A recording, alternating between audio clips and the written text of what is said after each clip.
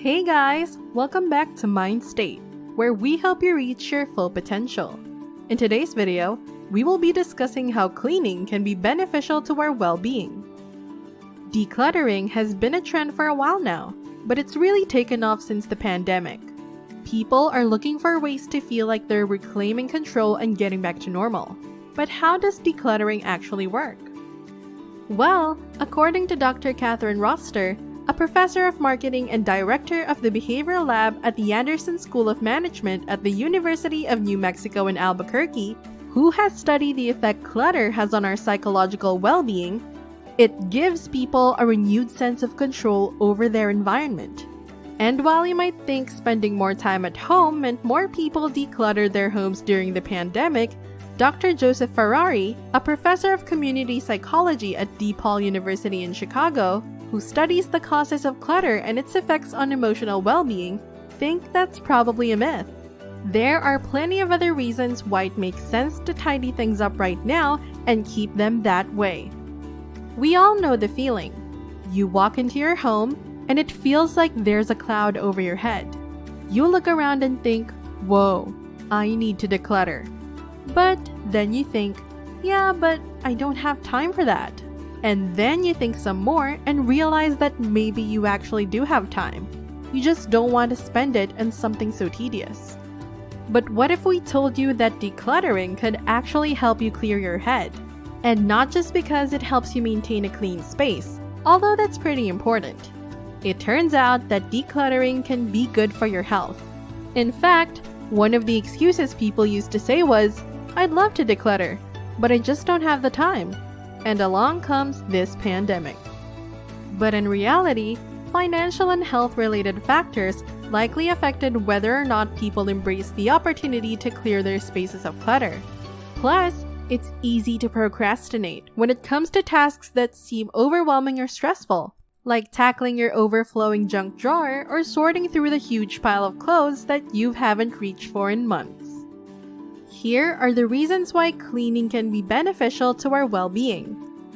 Number 1. The perks that come with decluttering the physical space around you aren't surprising, given that exposure to cluttered, disorganized environments can compromise your attention, concentration, and focus, and even drain your cognitive resources. Moreover, living in a cluttered space is associated with self-reports of reduced productivity and more chronic procrastination. Clutter reflects an overabundance of possessions that collectively create chaotic and disorderly living spaces, says Dr. Ferrari.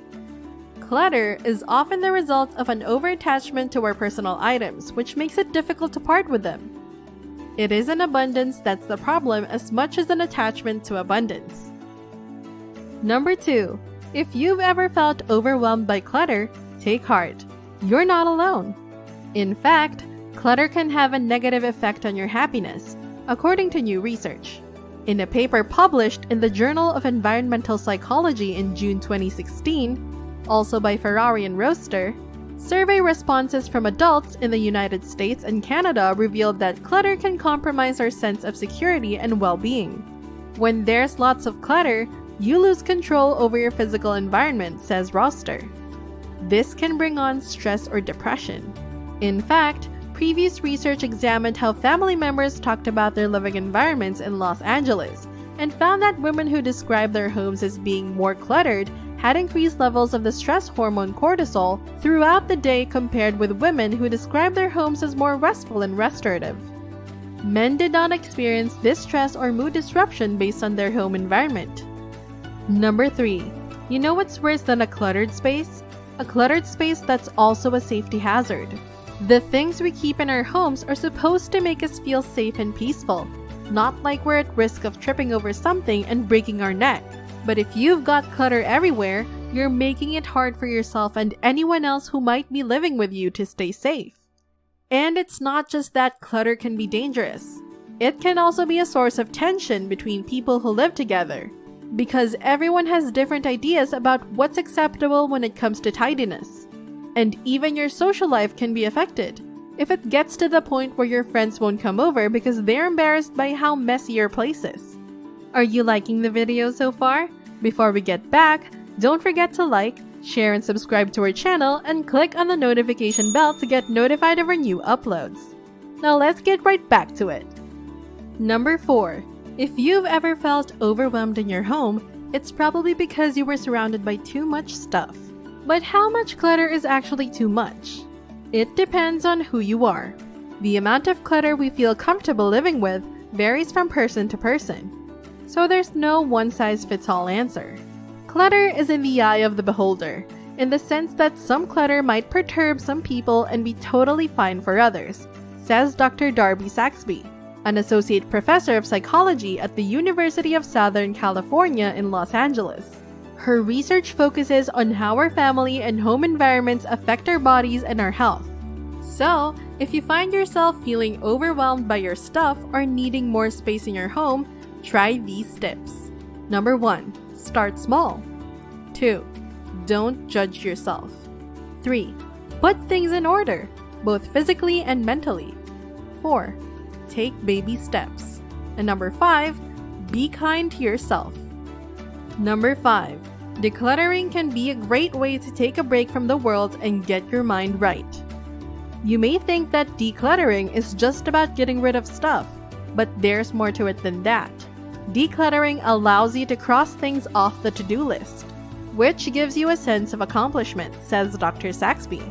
It also takes away visual interruptions and gives you a fresh start. Paring down and getting organized also promotes greater productivity, feelings of self-efficacy, and improves your mood by giving you a sense of order. Plus, looking at it another way, tidying up, putting things away, and getting rid of piles of unnecessary stuff is a way of managing symbolic pollution, researchers concluded in an analysis published in the Journal of Consumer Research. Number 6. We're all about the benefits of decluttering, but it's important to note that there are certain times when it may not be the best choice for you. For example, if you're prone to anxiety or have an obsessive personality, then decluttering might not be the best way for you to manage your emotions. Instead, consider doing some breathing exercises or reaching out for help from a friend or family member who can help ground you. As long as you're taking care of yourself and not letting clutter become an obsession though, then decluttering can be a great way to relieve stress and make space in your life. We all know that clutter can build up over time, taking a toll on our physical and emotional health. But there's still more work to be done in the field of positive psychology to better define the potential benefits of decluttering, according to Dr. Roster.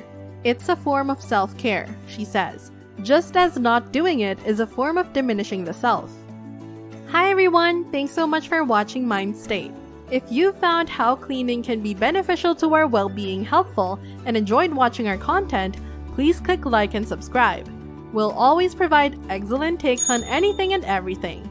And also, we'd love to know about your thoughts, so leave a comment below. See you next time!